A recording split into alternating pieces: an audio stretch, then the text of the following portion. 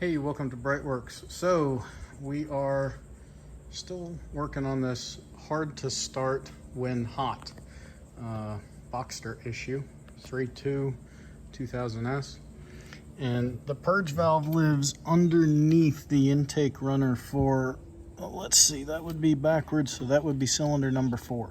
So it's actually screwed into a little bung on the bottom here, and I used every 8mm that I had and just a lot of patience.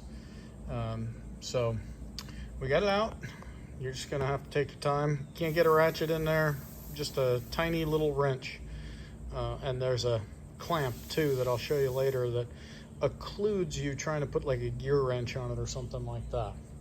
So we did pull off the front engine cover.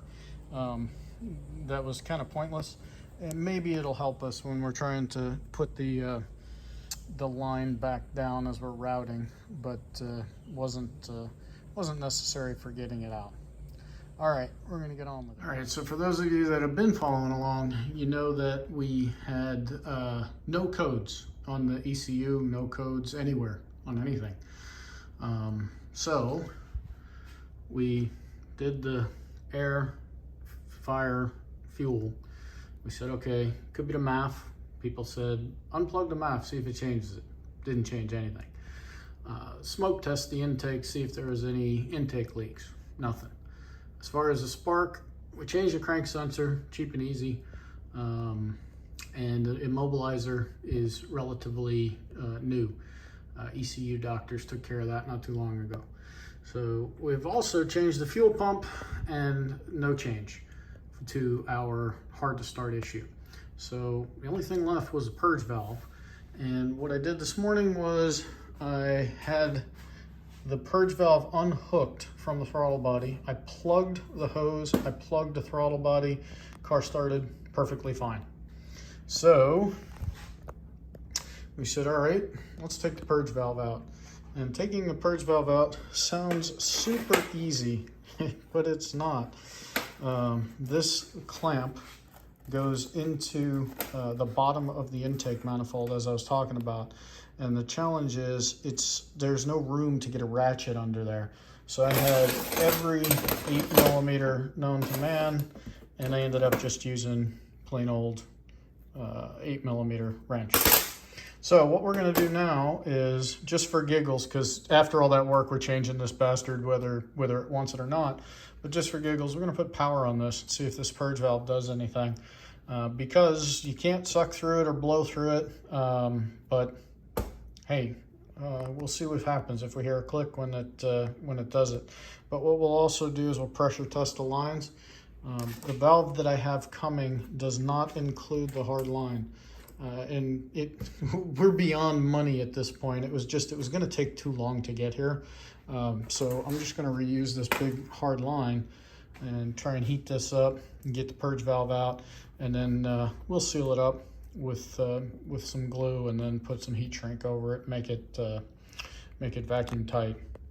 So we're going to get ourselves set up to put a little power test on here, and if anything interesting happens, I will show you. All right, we got our vacuum pump out and pulling vacuum on the intake manifold side or throttle body side of the purge valve. And right now it's bleeding down, but if we pump it up a little bit, she bleeds down pretty slow. But if we put power on it, boom. So the valve is doing something. If it's supposed to be closed and it's bleeding down a little bit, I don't think that would cause our issue, but hey, who knows? It's getting changed one way or another. I did run a test this morning that seemed to solve the problem, so I've got my fingers crossed. Yeah, it's bleeding down pretty quick. You can see the needle moving, but I mean, that could be a connection too. But we're going to test the hoses to make sure that we don't have any holes in the hoses that are causing that problem. But it's a pretty slow leak, so you'd kind of think that wouldn't be an issue, unless, well, no, the throttle body's open to atmosphere once you shut the car off, so should not affect anything. But who knows? The Toyota engineers that helped Porsche design these early M96 engines, maybe they didn't explain everything perfectly. All right, we're going to get on with separating this valve from the hoses and preparing for having a new one show up tomorrow. All right, the new purge valve is in. It's underneath there. And it's been 30 minutes, so we're going to see if this fixes our problem. My hopes are not that high, but hey, who knows? Let's give it a shot. Yeah, see, it started, but that's not how it's supposed to start. So, not the purge valve. All right, we're gonna try some other diagnostic stuff, and we'll make another video about that. But as far as the purge valve goes, sits down there. There's a hose that runs along the front. If you're gonna try and get it out, take off this vacuum hose, pull out that gray clip, squeeze this, pull it out, and you'll have a lot more room down there. So, since it wasn't the purge valve, it wasn't the fuel pump, and it wasn't the crank position sensor, and it wasn't the MAF, yeah, we got some figuring to do. All right, hey, if you like videos like this, click subscribe, epic fail, and you can check us out at BreitWerks.com. Have a fantastic day, and once we get this sorted out, we will come back to our channel and figure this out.